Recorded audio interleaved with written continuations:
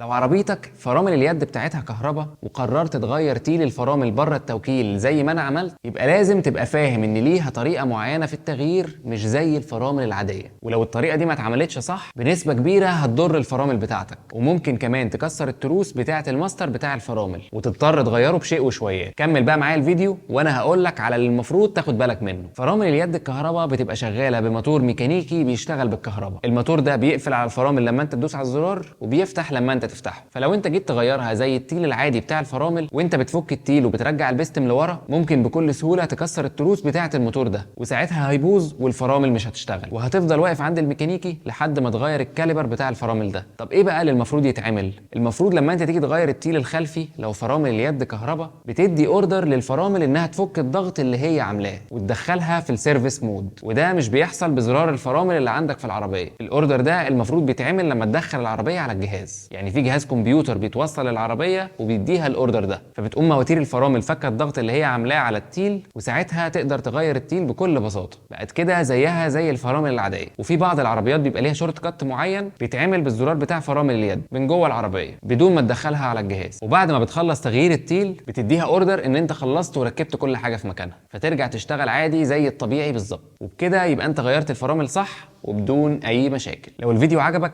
ما تنساش اللايك والشير والفولو، ولو انت عندك فرامل يد كهرباء وغيرتها قبل كده بالطريقه العاديه وما حصلش حاجه، احمد ربنا، انت اكيد ربنا سترها معاك، وما تعملش كده تاني.